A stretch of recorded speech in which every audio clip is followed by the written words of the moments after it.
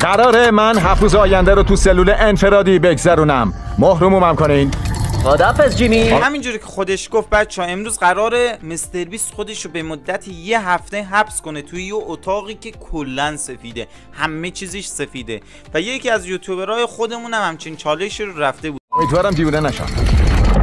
7 روز آینده باید تو این اتاق سفید عایق صدا دوام بیارم بدون ارتباط انسانی و هیچ عامل محرکی. و از اونجایی که این کار واقعا از نظر روانی خطرناکه، مهمترین چیز اینه که دکتر بیرون اتاق مطمئن بشه که دیوونه نمیشم.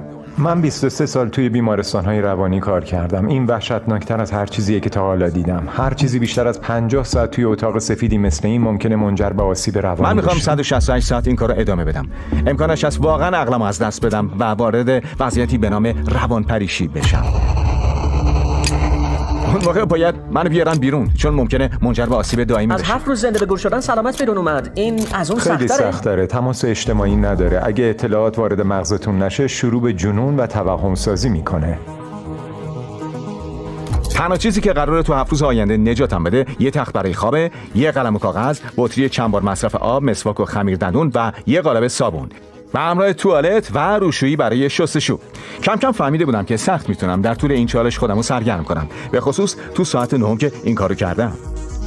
احتمالاً دارین فکر میکنین چند تا مربع روی دیوار است. جواب صحیح 1900 تاست و اگه سقف و زمینم حساب کنین میشه 2860 تا. ولی مهمتر از اینا به استناد شکمم وقت خوردن غذاست. بنده خدا توی 10 ساعت از بس بیکار بوده اون همه رو شمرده.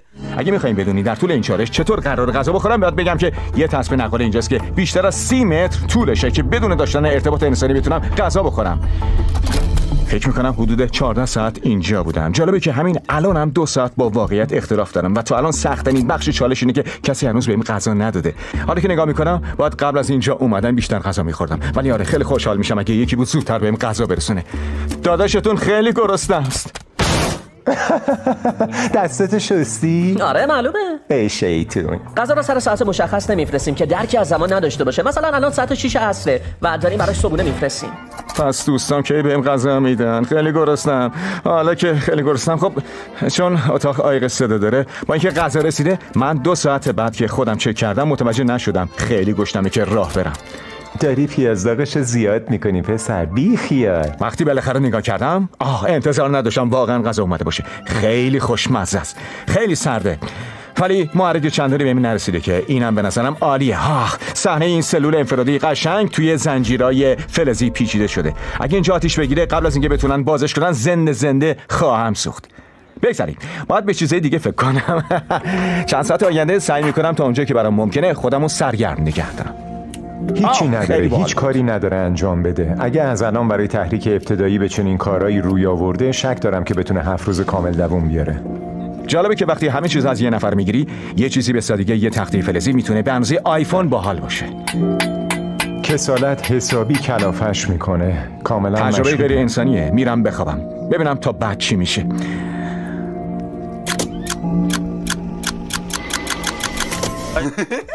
بچه یه چیز تازه فهمیدم.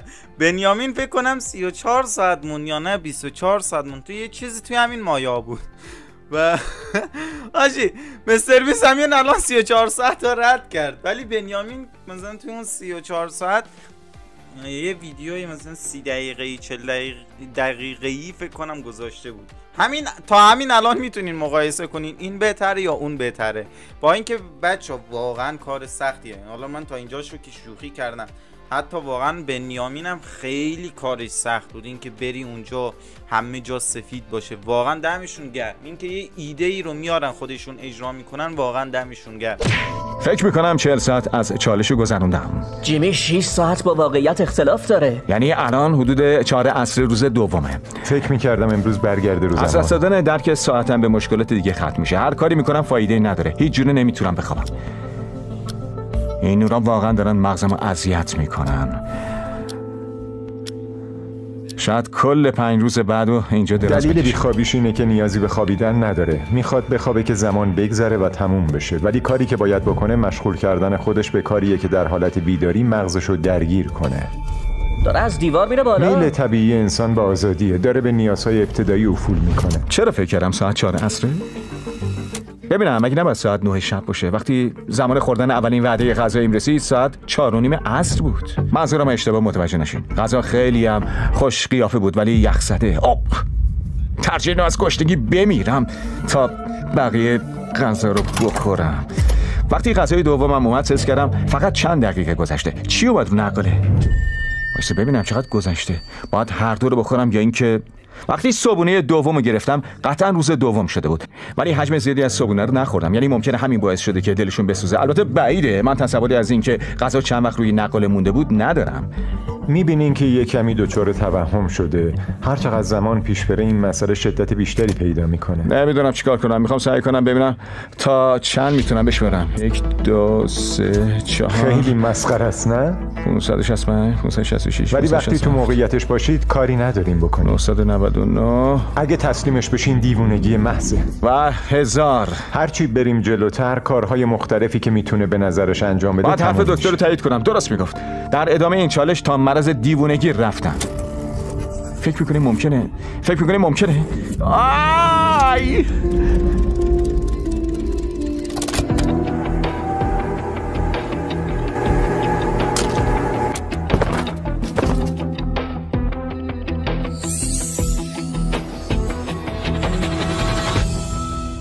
با وجود اینکه استراتژی خوابیدن بیشتر در طول چالش به گذروندن زمان کمک کرد، در نهایت مشکلات دیگه‌ای برام به وجود آورد.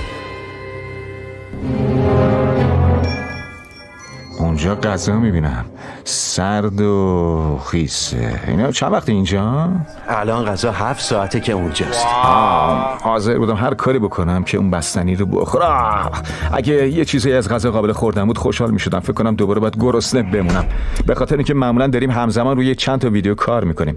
بیشتر وقتا خیلی استرس دارم، ولی در حال حاضر واقعا استرس خاصی حس نمیکنم. در واقع استراب دارم چون ترس از دست دادن عجیبی دارم. حس میکنم از همه دنیا بیخبر موندم. عجیبه، احساسیه که با چیزی که معمولا بهش عادت دارم فرق میکنه. خیلی عجیبه که انجام ندادن یه کار انقدر سخت باشه.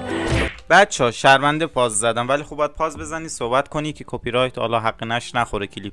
من حاجی این خط این نشون حاجی من توی همین کلیپ اعلام میکنم این چالشو من میرم یه روزی 7 روز توی اتاق سفید زندگی میکنم.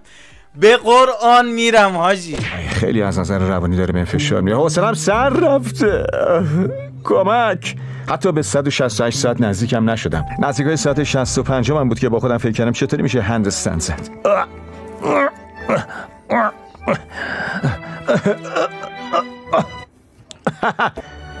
کاش قبل از این که بیام اینجا یه نفر اصول ابتداییشو بهم یاد داده بود.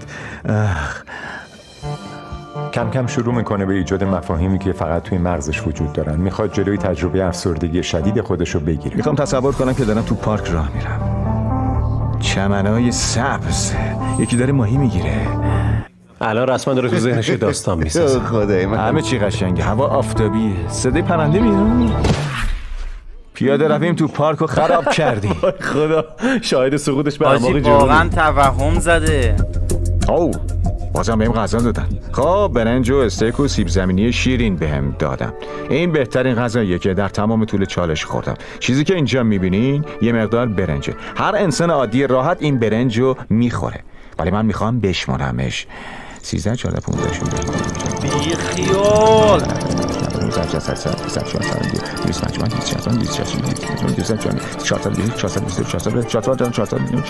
447 دونه برنج داخل این سینی فلزی وجود داره. خب من فکر میکنم این داده زندگیتون رو از این رو به اون رو کرد.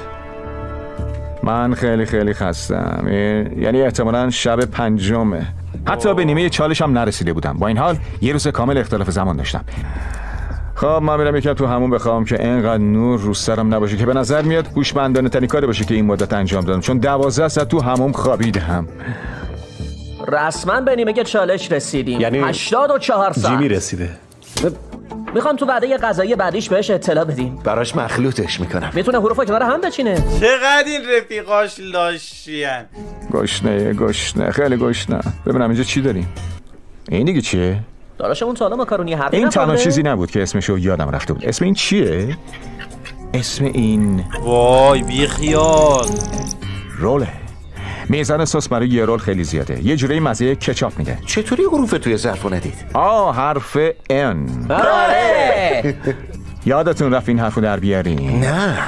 هر بار حرفیو پیدا میکنه میخوره. چقدر وای. امیدوارم که قصدشون فرستادن پیغام نبوده باشه. باید قبل از خوردن میذاشتمشون کنار همدیگه که به یک کلمه برای گرفتن غذای بیشتر برسن. وای حاجی کلمه ها رو خورد و اصلا متوجه نشد که نصف چالش رو رفته. بابا تویی که لامصب برنج و میشماری، خب اونم بشمار دیگه، کنارم بذار. حروف و برای خندش که اونجا نذاشتن که تو گرفتی اونو خوردی. مطمئنا همچین چیزی ازم نخواستم. وقتی جیمه بیاد بیرون رو ببینه واقعا احساس حماقت میکنه. افسردگی توی این مرحله نور زیادش عمیقاً منو آزار میداد. سرم بدجوری درد میکنه، خیلی هم گرسنمه. آخ چه بلایی داره سر بدنم. با وجود اینکه میزان کالری مورد نیازش رو دریافت میکنه، بازم درخواست غذا داره. دلیلش اینه که انقدر محرک بیرونی نداره که احساس گرسنگی در نهایت نکنه. بارها رفتم سراغ غذا. به شکل عجیبی آرامش بخشه. فکر میکنی این میتونه باعث ضربه مغزین بشه؟ فکر کنم باید تمومش کنی. آره درسته، باید تمومش کنم. یه بسته مکدونالد اینجاست. شک برانگیزه و سبک. اگه واقعا مکدونالد تو این بسته نباشه افسرده خواهم شد.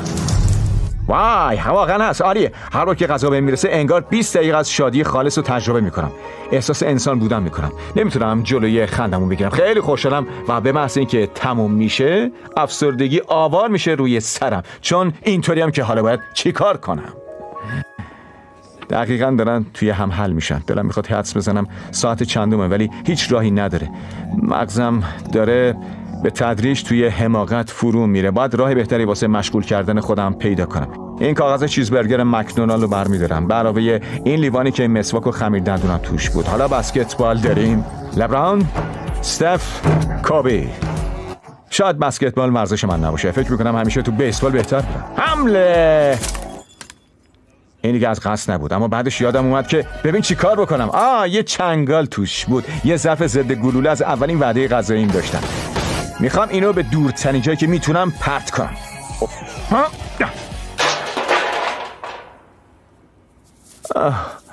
سلام سر رفته. هنوز 2 روز دیگه باید تو این اتاق بمونم و حس میکنم که خیلی زود دلم میخواد از اینجا برم بیرون. تازه روز 4. امروز چقدر جیغ میزنم. خواهش میکنم، التماس میکنم. یا آروغ میزنم. ناظرین زودتر از مدت از اتاق بیام بیرون. باشه جیمی دارمت. پریسم به میگه تا الان 113 ساعتشو گذروندم. این یعنی 55 ساعت دیگه مونده. هر کی داره اینو ادیت میکنه بهشون نشون بده چند ساعت دیگه واقعا مونده. امیدوارم یه چیزی نزدیک 55 ساعت باشه. فکر میکنم کم کم عصبانی میشه و نسبت به اتفاقی که داره میفته دچار توهم میشه. یادم حق نداره فضای خصوصی داشته باشه. یه دوربین اونجاست. یه دوربین بالای اونه. دوربین. یه عالمه دوربین. 24 ساعته شبانه روز 7 روز هفته روی منه. دارم دیوونه میشم. اگه دوربین از رو نخوره پرت کنیم بیرون چی؟ هوشمندانه است، انگار دارم بولینگ میکنم. نمیدونم چطور انگشتم رو فنا دادم. بعد جوری میزان سختی این ویدیو رو دست کم گرفته بودم. فکر کردم بهش داره اشکمو در میاره، ولی واقعا الان احساس میکنم یه حیوانم. حس میکنم همه حقوق انسانیم از دست دادم. اگه بخوام حدس بزنم میگم نیمه روز 5. خیلی دلم برای نامزدم تنگ شده و برای بچه‌هام دلم تنگ شده. حتی نولا از نظر روانی به بدترین جای ممکنم رسیدم.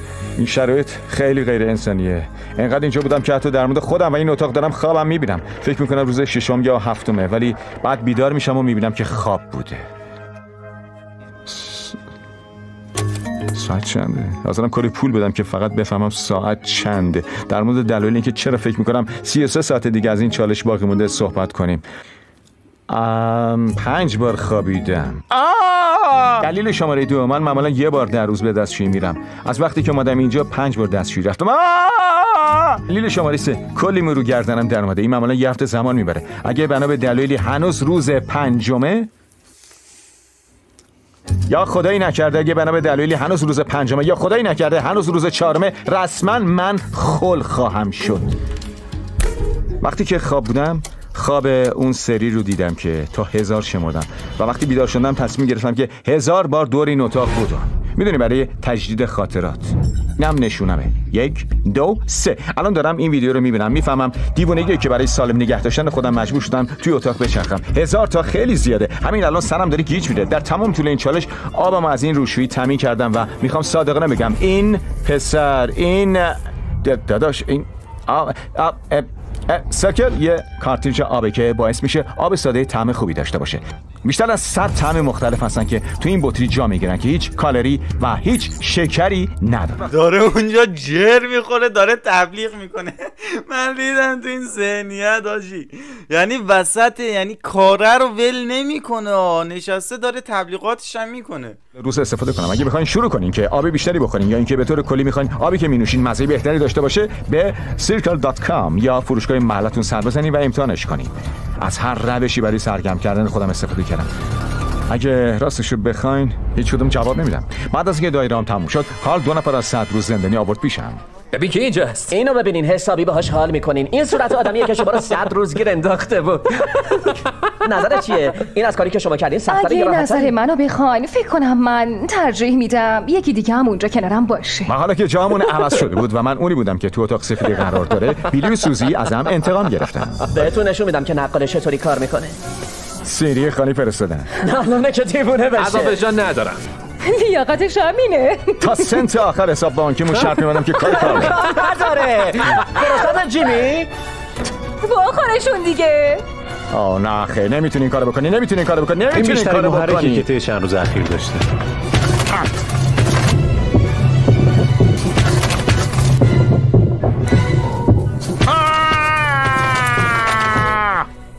چقدر رو مخه. فکر کن تو 50 ساعت توی جایی که گند ازش میباره، همه جا سفید نشستی، بعد یکی اینجوری رو مخت میره، انقدر اذیتت کنه.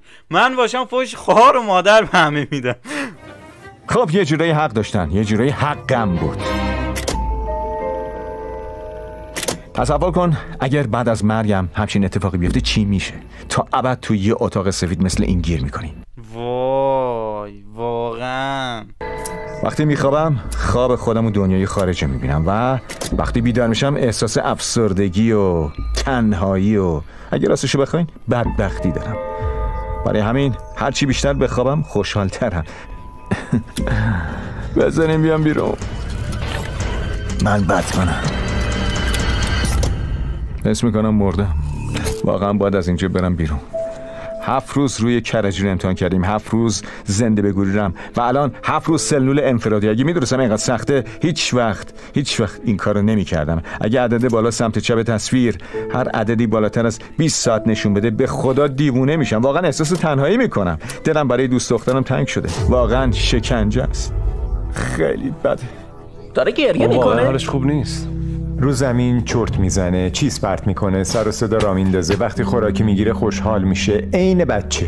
فکر میکنم 8 ساعت مونده. بعدش اون درو باز میکنن و من دیگه آزادم. امیدوارم. 8 ساعت مونده. این میگه 8 خواهش ساعت. میکنم 8 ساعت باش. فکر میکنه داره آخرین لحظات رو با خواب سپری میکنه. بیداری سختی در پیش داره، واقعا سخته. راستشو بخواین خیلی نگران کننده است. فکر کنم 2-3 ساعت دیگه مونده و بعدش دیگه در باز میشه. دارم از آخرین وعده غذاییم لذت میبرم. بعدش واقعا میریم گفت که آخرین وعده آره، غذاییشه؟ فکر خیلی مسخره است، چون دقیقاً 24 ساعت دیگه مونده. این داره میگه 2 ساعت، اون 24 ساعت مونده. خیلی زجر آوره. وای من گوه بخورم همچین چالشی رو برم. اصلا ممکنه درو باز کنن و بیان تو. میخوام یکم اینجا رو مرتب کنم. یکم به هم ریخته شده. میدونی میخواستم یه دلیلی برای مرتب کردن پیدا کنم، ولی واقعیت اینه که حوصله‌ام سر رفته. فکر میکردم با اومدن تو این چالش یکم شفافیت ذهن به دست بیارم، یکم با خودم بیشتر آشنا بشم. اما تنها چیزی که دارم با خودم میبرم مهارت اینه که چیزای مختلف از در نقاره پرت کنم بیرون. شاید اونم نه. به هیچ وجه امکان نداره بیشتر از 24 ساعت دیگه مونده باشه. واقعا نمیتونم 24 ساعت دیگه اینجا بمونم. حتی نهایت توانم هم رد کردم، ولی اهمیتی نداره چون امکان نداره 24 ساعت مونده باشه. من اصلا هیچ جوره نمیخوام باور کنم. پس دیگه همین الاناست. برای گذراندن زمان میخوام شمردن ادامه بدم. 1 2 3 4 5 6 7 8 9 10 11 12 13 14 15 16 17 18 19 20 21 22 5422 5423. شاید بگین اینا کجان، اینایی که الان مثلا پشت مانیتور نیستن. بچه‌ها همزمانی که مستر بیست داره این کلیپو ضبط میکنه، اونام دارن چند تا کلیپ دیگه هم ضبط میکنن، یعنی کلیپ در کلیپه. یعنی 5424 5424.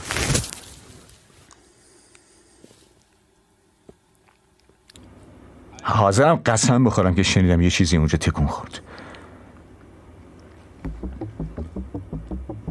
3 ساعت مونده حاجی. من غمگینم، من غمگینم، من غمگینم،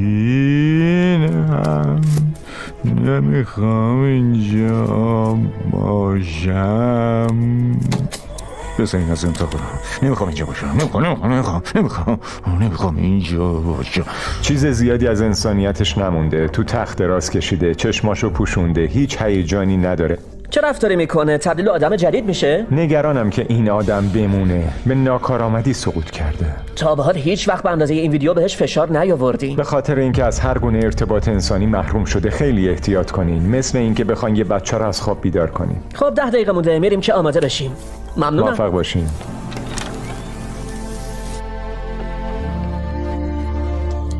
دارم میمیرم، نمیتونم. 8 7 6 5 4. باشته بینو سب کن. شلوار پام نیست. 3 2 1. وای خدای من. سلام جیمی. ببخشید داشتم شلوارمو میپوشیدم. این بیرون به این روشنی نیست. راستش یه کمی سرم گیج میره. میدونین دیوونگیه، ولی بعد از این چالش کاملا یادم رفته که چطوری با آدمو برخورد کنم. کجا داره میره؟ آخیش چقدر آسوده شدم که مجبور نیستم به نور روشن خیره بشم. این سقف فوق‌العاده است. خیلی وقت اینقدر خوشحال ندیدمت. راستشو بخوای فکر میکردم که تا ابد قراره فکر کنم 24 ساعت مونده. با هم بیایم بیرون. میخوام خورشید ببینم. ای خدا این بیرون که شبه. چقدر خوشحالم که دارم دنیای بیرونو میبینم. مرسی که این کلیپو با ما همراه بودید. دمشون گرم. یادتون نره حمایت ها رو بتر کنید، کامنت رو بتر کنید، لایک ها رو بتر کنید و داداشتون رو بکنید حمایت.